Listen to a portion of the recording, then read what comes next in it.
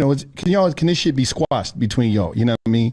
We said, laugh and joke. You know, he always invite motherfuckers to pull up. We talked about that, and it's cool.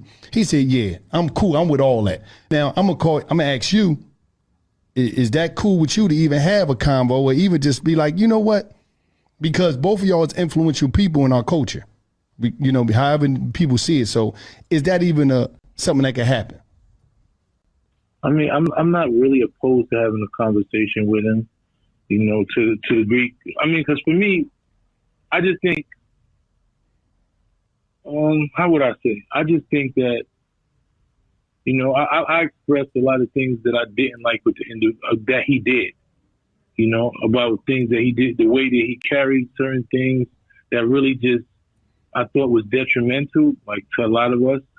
And I think the way that he started to talk about me personally, you know, about being discrediting me, calling me out my name and all these things, it got to a point where I was never talking about physically doing anything to that man, you know, and he started saying things that was inviting me to fight and physical. So to me, he took something to a level that because I didn't agree with you did to the culture, I didn't agree with you representing to the culture, you started to talk about me in a way that I'm not really comfortable with. So I don't want to have this conversation on no platform. Oh yeah, no, you ain't got to do that. No, I just want y'all to talk. We're off of this shit. But I'm just saying, as he here, I'm like, listen, that's my guy. I know who he is as a human being. I'm gonna call him and hopefully y'all can get together and talk, and even meet up, whatever. And just because it's like we can't. I don't want somebody's name to come up that I know. You know, I call you whenever your name come up, and I don't say, hold up, he ain't on that. He would showing us what time it is. So that's my whole thing. My whole thing is that he right here. I said, man, let me call him. Y'all could discuss this shit anywhere else. Even get together. You know what I mean? On some real live shit because there's people watching us.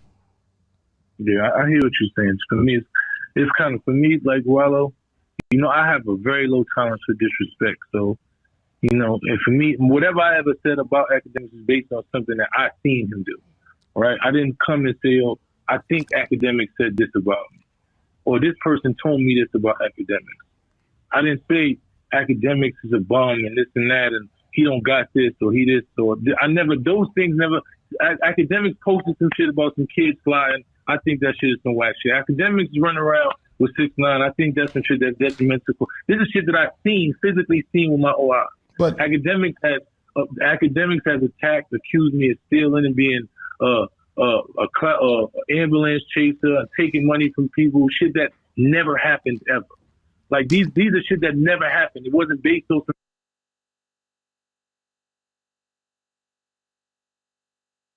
shit that was real or nothing. He utilized his voice and said shit that had nothing to do with me. That wasn't real at all. And it wasn't based on something that he even knew about. He talked about shit about me that he didn't know nothing about.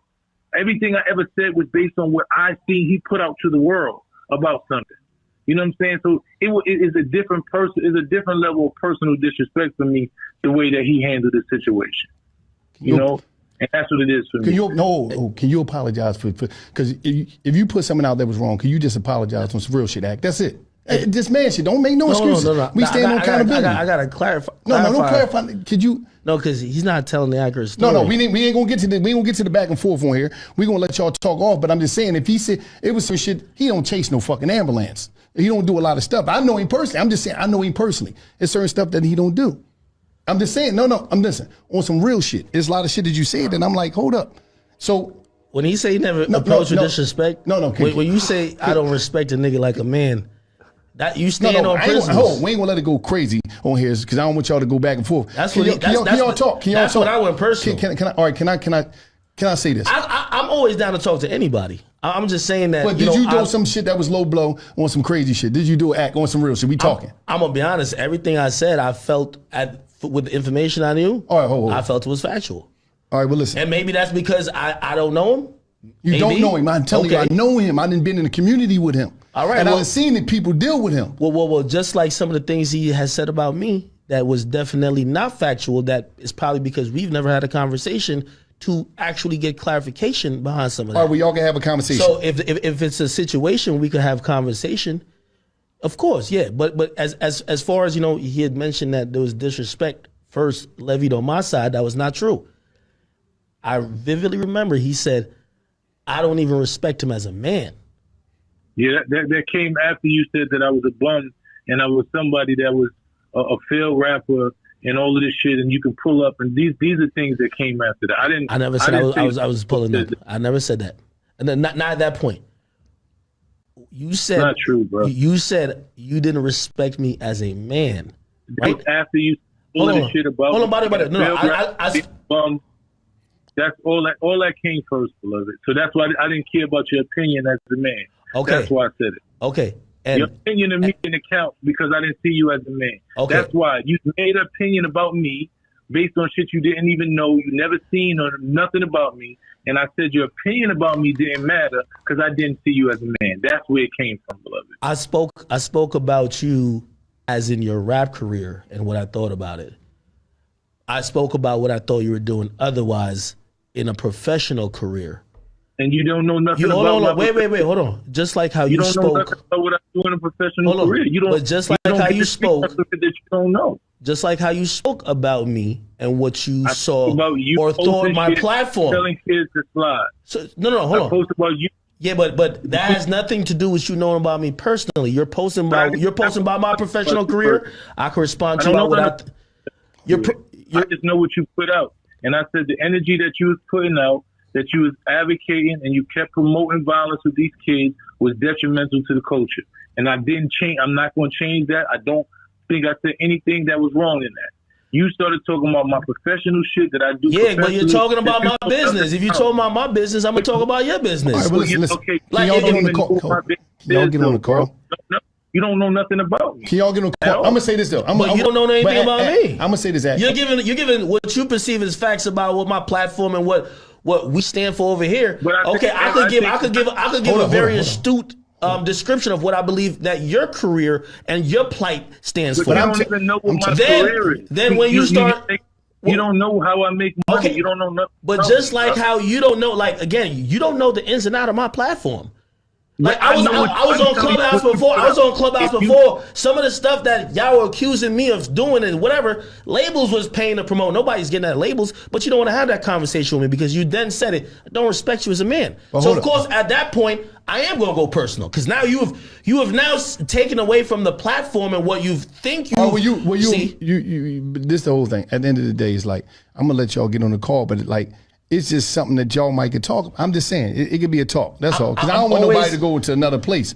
I'm always down to talk to people. It's usually when they start to like. Don't add no. No. I'm not. No extra shit. But that's not me. That's not, bro. I'm just not the nigga who you could. Don't add no sauce. I'm just not the nigga you could scare with violence and then I'm running a hole. You trying to? No. You ain't got to go about the violence. Don't do the violence shit, bro. He was the one who brought it. You don't want to even say anything to him.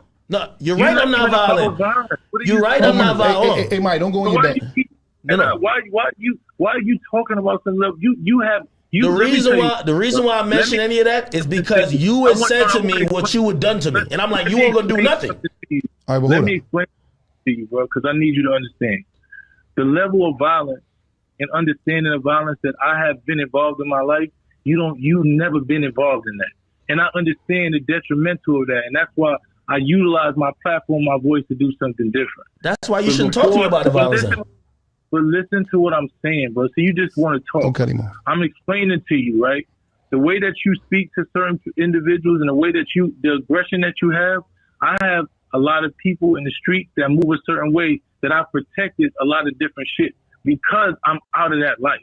And I'm trying to tell you that the aggression that you have, I don't think that you understand the ramifications I understand the ramifications of that.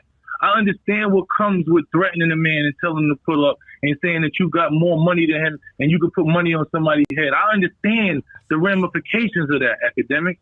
So when I say that, if I said that about a man, I understand I could lose my life or I'm willing to take that man's life. You never dealt with that level of aggression or violence. Hey, but hold on. Y'all talking about street shit. I keep telling y'all I'm a man. Yo, I'm telling y'all I'm a man, so I don't care what you're saying. Hold on, we ain't called for this. No, it's not the game. It's like, yo, y'all are acting like, oh, I could say whatever to y'all because I'm prepared for it, but you're a bitch. So, no, nigga, you can't threaten me or you can't make me feel uncomfortable in where I'm at. He just talking. It's not about... That's what that was the sentiment I got. That was like, if you trying to make me feel uncomfortable, I will not be backing down. I will invite you. But it's not about backing.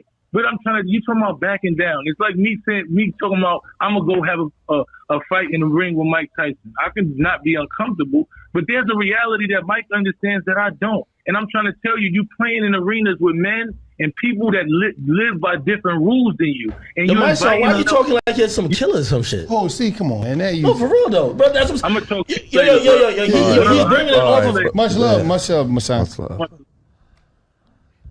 Like I wasn't trying to take it there. No, bro. No, I agree. Everything he's saying is fact, bro. Yeah. Everything he's saying is fact. You sat here, listen. You sat here and you said you're a civilian, bro. I'm trying to get y'all to be peaced up. I didn't hear him out. You sat here and you said y'all not hearing me out. I hear you out too. You said you're a man too. Hold on. You sat here and said you're a civilian, right? What I got to do with somebody not disrespecting you? Listen, everything he just said was the God honest truth, though. He said the shit that I've been in my life. You've never been through that type of shit. Got nothing to do with being a man. I don't care about it. They got nothing to do with being a man. Yo, let me tell you this. There's somebody who probably never did no crime in their life, but they got pride and respect for themselves.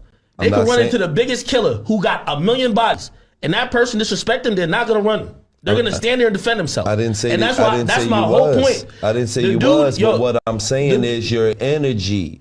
My energy after you have said I don't respect you as a man. If I was around you, I'd do this and that to you. What energy could I have? But nigga, what are you talking about? Okay. What do you want me to say? All right, you got it. Just on one hand, you just sat here and said, "Yo, Wallow broke this shit down to you." You sat here and said, "You know what?" Because I'm always on. Because I'm not. You said I probably could have delivered it better. You right. Be delivered. You snap out with some people say some shit. Hold on. That's basically all he was just saying. So let me ask you a question. If you listening, you not listening. No, I am listening. You not. You can't listen when you with a rebuttal. I'm listening. You not listening. He didn't listen. Listen. Can I finish getting this off? He didn't challenge your manhood. He didn't disrespect you. We talking about right now. We talking about right now. Right now. We not talking about right there on that call. We're trying to get past that. But what he's talking about is listening to. But what he's talking about is what we talked about prior. Did he challenge my manhood prior? It's unequivocally it's yes. Bro. So when I bring that up, y'all are like, oh no. Like, listen, as I'm I said, sitting here talking about what happened after we called right now, bro. I'm down to just have a conversation. But he's bringing that up. I'm sitting here he's bringing talking that up. about Akademiks said this, Akademiks did that. Well, it's gonna sound like I should be apologizing if you don't know why Akademiks did that. It's gonna sound like it. Of course, you'll be like, well, Akademiks said this, he said that. So if it's the same thing respectfully when Meek got on Clubhouse. It was all about what I did and nothing about what happened before Akademiks did that. Can I ask you a question though? Yes. Did Meek activate your feelings? Because you went totally different when he came in there and said what he said. Didn't he turned you up? You went in your well, he turned you up. You know I was listening. He activated your feelings. Did he push your feelings right? I'm tired of he wanted to hug me. And now you want to hug. He can't wait to see Meek. He said, I can't wait to see Meek give him a hug. You want to fucking hug for me. Hold on. Fuck that. My son sat there. He didn't say nothing disrespectful. He actually called you beloved. You feel what I'm saying? He didn't say nothing. And that's how niggas talk to niggas in New York right before they diss them, man. Stop. I see these niggas. Come on, man. Yo. That's crazy, man. You done turned into a street nigga now, man. You're a street nigga now. I don't know. You're a street nigga now, man. Listen, if a street nigga is the only person allowed to defend himself when somebody disrespects him, that, bro. I'm not saying that. Nobody, bro. I just wanted y'all. I just want you to know, it's cameras on. It's people watching us. I know. They gonna be able to hear the conversation. Sometimes you just gotta listen. Don't get defensive. He didn't disrespect you. He said, listen, listen. Hold on. You don't listen. Telling half the story is being disrespectful. You understand that? If you got an issue, if both y'all got an issue, but if y'all both got an issue, and I come in and I say, yo, I want both y'all to squash it, and I said, Wallow, you tell me what happened, and you just say your piece. And then he just got to shut up, and I'm like, oh, okay, word. No, nobody didn't say you had to shut up, Ak. But what we saying is, he's sitting here. Even his temperament is calm. Your temperament is a little different. It's like, wait, hold up. Like, it's like, bro. My temperament for somebody who's not telling the truth. Acts. It's the Rutgers act and it's the street act. It's the Jersey City act. No. The back block. Block act. No, he's not telling the truth. You got to tell the truth. All I'm saying is, listen, I just sat here, right? Before Mysonne came on, a half hour, 45 minutes ago. Yeah. I said the same exact shit that Mysonne just sat here and said to you on the phone. About the pull-up. That's why I'm sitting here. I would never let a nigga lie on me. Damn, bro, you cannot let me finish Go ahead. That's why when he's saying, I'm looking at you saying, that's the same shit I just told you. Just, you could check niggas better than telling niggas to pull up, bro. Well, he could check me better than saying he don't respect me as a man and that he would do this and that to me. You don't want to address that part, do you? That's the point. That's the only thing I'm trying to get you addressed. I'll agree with what you're saying, but you got to address the other side. I mean, because I've asked both of y'all what y'all would do if niggas say they would have smoked y'all. Y'all all act like y'all don't want to answer. I keep saying it's selective politics. No, it ain't selective politics. It's selective politics. Bro, I told you I would have laughed because if a nigga would have came to me on Instagram talking about he gonna smoke me on Instagram, yeah, okay, cool, buddy, I believe you. All right. I'm waiting. Y'all Gillies. I'm fucking waiting.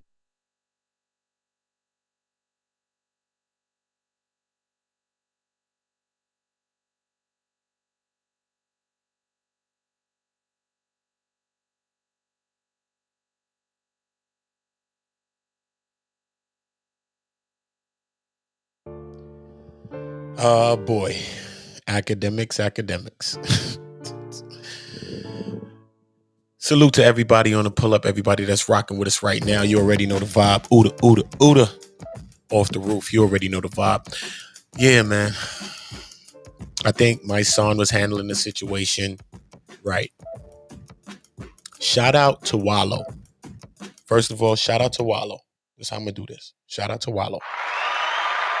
Because Wallow tried to bridge it from the beginning, and the whole time he was trying to get it back. And like, yo, hold up, wait a minute. Like, before he was even going anywhere, Wallow was most definitely being a street dude, you know what I'm saying, knowing how things can go. And him, you know what I'm saying, putting together the whole connection right there. Do I think this is something that could have been just squashed right now? Yes.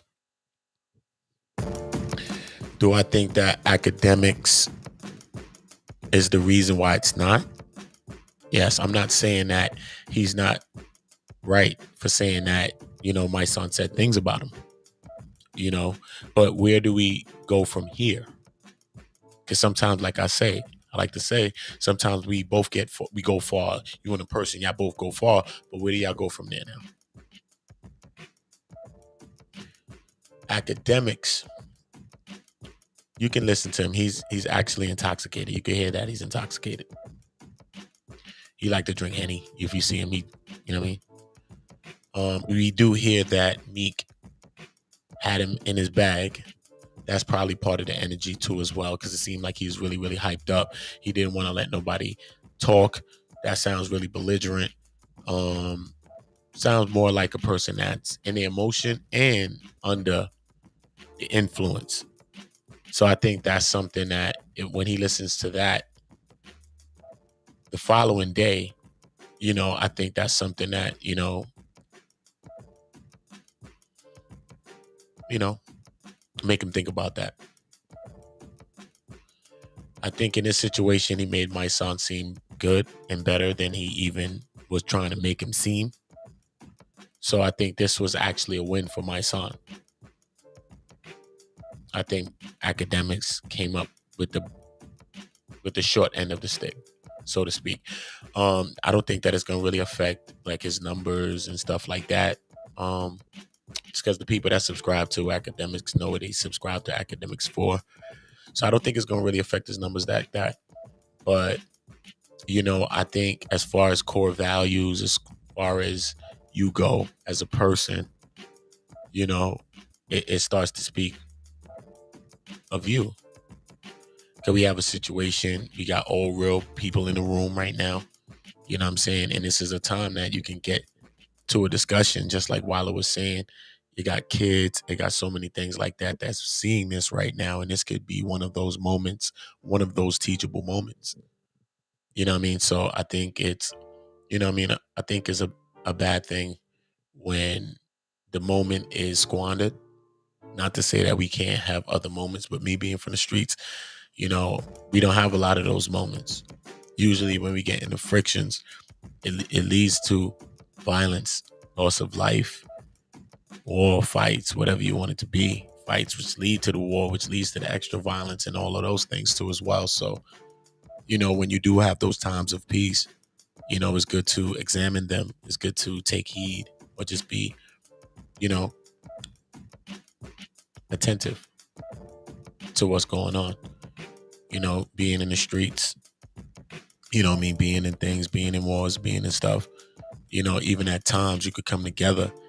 I've come together with people that, you know, I've been at beefs with, you know what I mean, for common goals, because, you know, maybe we can do something. I mean, whatever the reason is, you know what I mean, I don't have to go into any specific reason, but, you know, generals done it, warriors done it. It's been going on since ancient history. They even made saying keep your enemies close, keep your friends close, enemies closer. You know what I mean? Sometimes you just got to understand, sometimes an enemy can work better than a friend. You know what I mean? Especially when you have that common ground, and especially when you both understand each other's strengths. And especially when you can work together and that strength become a separate strength, right? It's not separate, it's dual, but it's separate because this is something in its own. When two forces come together, especially two opposing forces that come together as adversaries. You know what I mean? So when you think about, you know, Mysonne and the plight and the things that he's trying to do, you know, with the changes, whether people want to agree or not, you know, then you think about Akademiks, who has the minds and the ears of a lot of our young people, especially the ears of a lot of older people too, like, you know, throughout the 20s, 30s, or whatever, 40s, they probably listen to him too as well, right? But most definitely has a younger demographic. You know, you think about how Mysonne can come together with a person like Akademiks, and they push for change. You know what I'm saying? And push to help younger people, because that's what they don't want us to do. That's the whole thing. You know, the conscious artist is not the most selling artist. You know what I mean? That's not what's pushed. Consciousness is not pushed. Unconsciousness is pushed. Feel me? So regardless if he was, Mysonne I'm talking about, he was getting money from what he's doing, I think everybody should get money for whatever you do, man. The fuck? Why we got to be the only people that be broke for what we do? The hell? But point blank, what are y'all doing with money? How y'all helping? What's going on? You know what I'm saying? And Mysonne's a brother that, you know, I seen in the hood. I seen him a couple of days ago in Harlem. Facts. Walking around like regular. They're like, who the fuck is this? She was like, a girl, she's like, who the fuck is that? Mysonne? It's nice. Yeah. And I chopped it with him too. Facts. You know what I'm saying? I look forward to having him on the podcast and chopping it up with him and shit. You know what I mean? We exchanged some numbers and yeah. But at the end of the day, I think, and that don't give me no bias in my viewpoint and what I'm saying. Just based on what we're listening to right there. So at the end of the day, you know, I think Akademiks squandered the opportunity. I think, you know, him and Mysonne was going back and forth. You know, I mean, him more forth than Mysonne back with the situation, you know, and I think that he took some wind out of his own sails with this outburst. But the younger crowd won't care. They be like, oh, all right, yo, da, da. So I look forward to seeing how his younger fan base and his fan base receive this dialogue that happened and transpired between Mysonne and Akademiks. So I am going to be going to find that as well, because I do want to see that, you know, because based on this, you know, I like to see how minds work. You know what I mean? Me being on YouTube, this is something that I most definitely am doing. You know, I'm researching myself. I'm researching how people think. You know what I mean? I have an option. Right now I have it at our disposal, not at our disposal, but what we have here is that we can meet multitudes of minds here.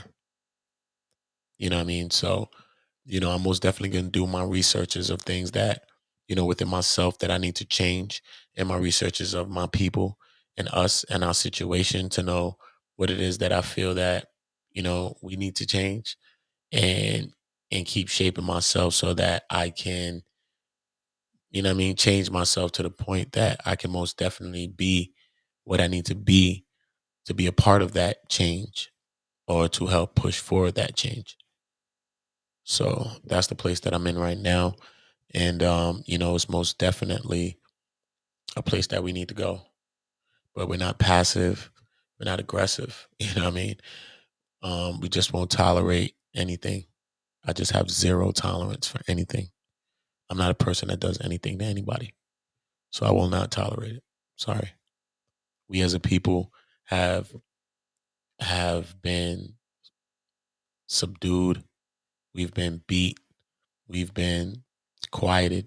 We've been silenced in so many ways, not just vocally. And I will not abide by any construct. Okay? I will abide by the construct that I deem is my own construct and my own paradigm. This is what we must do. Unlock your brain. Free yourself. Get out of the norms. Get out of the norms.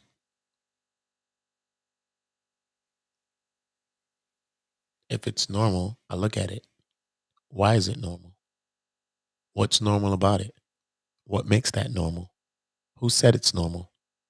Did you say it's normal? Did I say it's normal? Did I really think that's normal?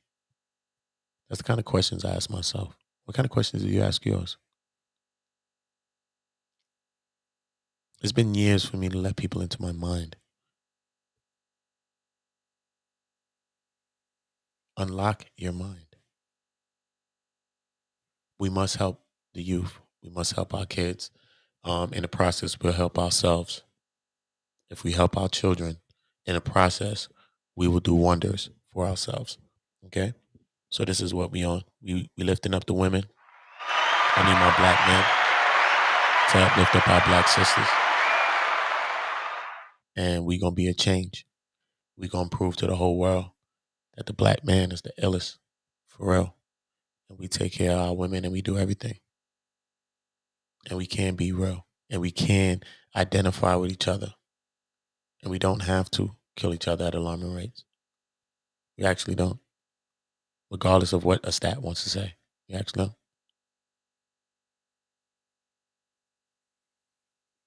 So let's take us back. All right? We all have a key. Let us use our key not to unlock ourselves. If we can't, try to unlock someone else. Because maybe that person that you unlock will have the key that will unlock you. We are all slaves.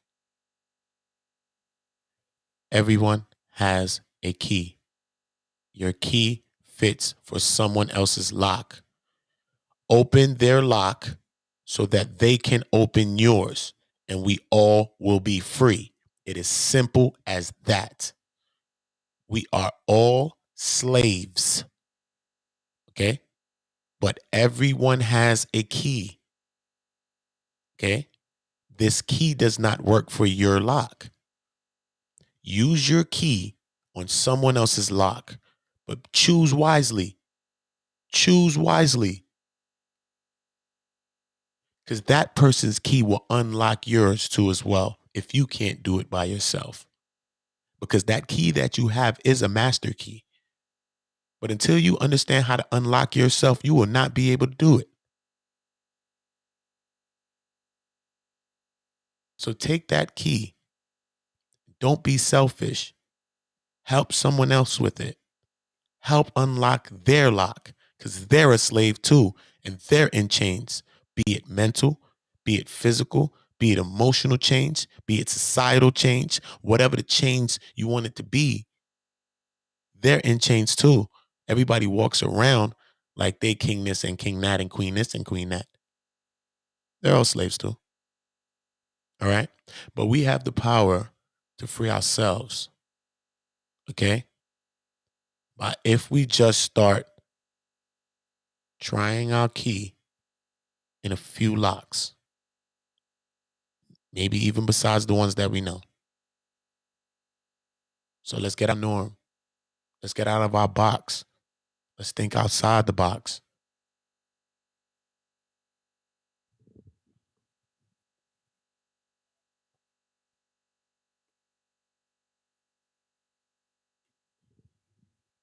Video is sponsored by our first ever sponsor, Don't Hide the Plug. Don't Hide the Plug is an apparel company co-founded by two brothers from Flatbush, Tafari and Rossi Harper. Now these two black brothers have created an amazing, inspiring, high-quality brand. Now you see on Infominds, a lot of our content is New York based. We love New York, so it's only fitting that we partner up with a New York based brand, Don't Hide the Plug. Now they got some fire fitted hats, hoodies, t-shirts, and I'm feeling the old New York design with the bridge logo. They got the clout joints, the dad hats, and you can also have them delivered to you in the resealable merch by the pound bags too.